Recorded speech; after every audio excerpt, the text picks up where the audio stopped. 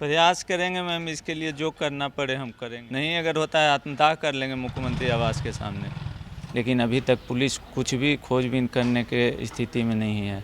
सरकार से गुहार हम कर रहे हैं यही कि हमारे पत्नी और बच्चे को सकुशल बरामद करने का कृपा किया जाए। नहीं अगर होता है आत्मदाह कर लेंगे मुख्यमंत्री आवास के सामने। नमस्कार, न्यूज़ फॉर नेशन देख रहे हैं आप। आपके साथ मैं हूं ऋचा शर्मा। एक पति बेहद ही परेशान है क्योंकि उनकी पत्नी को किडनैप कर लिया गया है और उनके साथ उनका बेटा भी था। हालांकि इन्होंने एफआईआर भी लॉन्च कर दी, लेकिन अब तक पुलिस की तरफ से कोई भी कार्रवाई नहीं की गई है, जिसके बाद ये न्याय के लिए गुहार लगाते फिर रहे हैं, दर बदर फिर रहे हैं। इस वक्त वो शख्स मेरे साथ है जिन्होंने ये आरोप लगाया है और दर बदर फिर रहे हैं, उनसे ही जानने की कोशिश करेंगे। इनका नाम है रविराज। सबसे पहले तो सर, क्या मामला है वो आपसे जानना चाहेंगे। मामला, मैं जिस कंपनी में काम करता था समानता सिक्योरिटी में, उसी के डायरेक्टर उदय आदित्य एक दिन हमारे घर आए और पत्नी से बोले कि उनका एक्सीडेंट हो गया और उस बहाने से लेकर चले गए घर से और अभी तक कुछ पता नहीं है। पुलिस के पास 17 तारीख को हमने केस किया, लेकिन अभी तक पुलिस कुछ भी खोजबीन करने के स्थिति में नहीं है। सरकार से गुहार हम कर रहे हैं यही कि हमारे पत्नी और बच्चे को सकुशल बरामद करने का कृपा किया जाए। 17 तारीख को आपने एफआईआर लॉन्च की थी और आज इतने दिन हो जाने के बाद क्या कोई भी कार्रवाई की गई है पुलिस की कोई तरफ? भी नहीं मैम। थाना जाते हैं तो कहा जाता है कि अच्छा देखते हैं, अभी कुछ पता नहीं चला है, आप कुछ पता चलता है तो आप बताइए, तब हम आपके साथ चलेंगे। आपने कहा कि किडनैपिंग के लिए आपने आरोप लगाया, उसको लेकर आपने एफआईआर लॉन्च किया। कोई कॉल या फिर कोई मैसेज नहीं, आपको? अभी तक कोई कॉल ना कोई मैसेज है मैम। उधर से कोई रिएक्शन? कोई रिएक्शन नहीं है अभी तक। बेटे को लेकर क्या है, कितने साल का आपका बेटा है और क्या? बेटा 10 साल का है मैम, नाम है हर्षित राज। मेन उसी के लिए टेंशन है मैम। पढ़ता था आपका बेटा? जी, बिशप स्कॉट बॉयज स्कूल में 5 क्लास में। तो अब तक कोई अपडेट सामने नहीं आया? कोई नहीं मैम।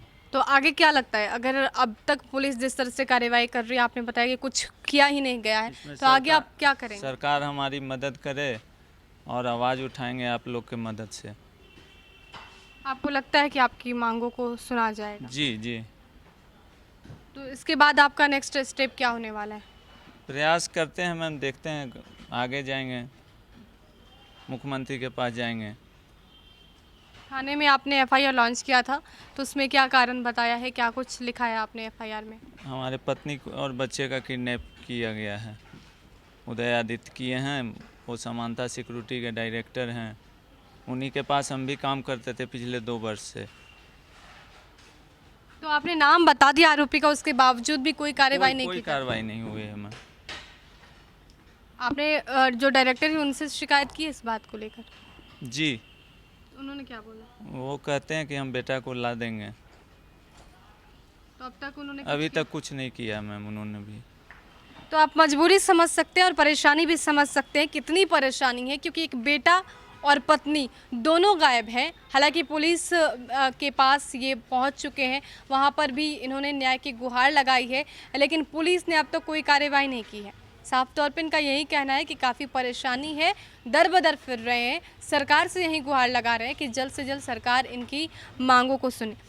क्या लगता है, मुख्यमंत्री के घर तक आप पहुंच पाएंगे, वहां पर जाएंगे, सिक्योरिटी भी आपको रोकेगी, लेकिन आपकी जो मांगे हैं वो पूरी हो पाएंगी?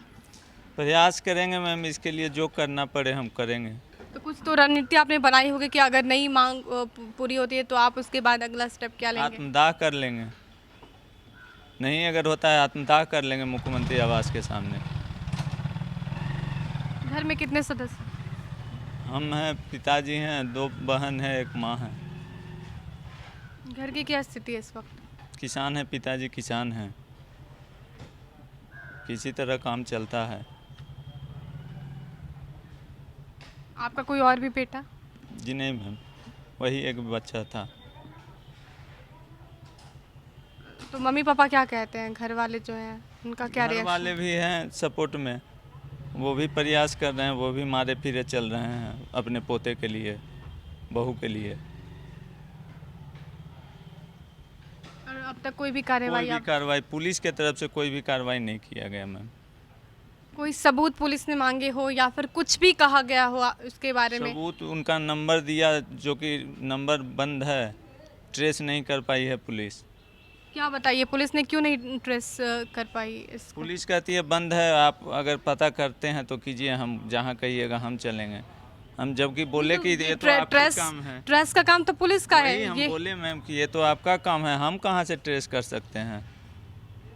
तो कि अच्छा देखते हैं, शनिवार है, इतवार, संडे है, मंडे है, यही करके टाला जा रहा है। तो दिन दिखाकर संडे, मंडे, ट्यूसडे बताकर इस चीज़ को टाला जा रहा है, लेकिन परेशानी जिसको समझनी चाहिए वो कोई नहीं समझ रहा है। एफआईआर 17 सितंबर को लॉन्च कर दिया जाता है और आज तक जाकर कोई भी कार्रवाई नहीं की जाती है। 22 सितंबर, आप समझ पा रहे हैं कि इतने दिन हो जाने के बावजूद पुलिस ने कार्रवाई नहीं की। हालांकि जिस तरीके से ये परेशानी बता रहे हैं, यहाँ तक व्यवस्था इतनी आ चुकी है कि ये कह रहे हैं कि अगर मुख्यमंत्री तक वो जाते हैं, उनकी बात नहीं होती है तो ये आत्मदाह कर लेंगे। तो आप परेशानी इससे समझ पा रहे होंगे कि कितनी परेशानी है और एक बेटे के लिए किस तरीके से दादा दादी हो या फिर ये दर बदर घूम रहे हैं। देखना होगा कि क्या इन्हें न्याय मिल पाती है, क्या इनकी जो मांगे हैं सरकार उस पर गौर करती है, सरकार कोई मदद करती है और क्या इन्हें न्याय मिल पाता है। फिलहाल के लिए बने रहे हमारे साथ और देखते रहे न्यूज़ फॉर नेशन। नमस्कार।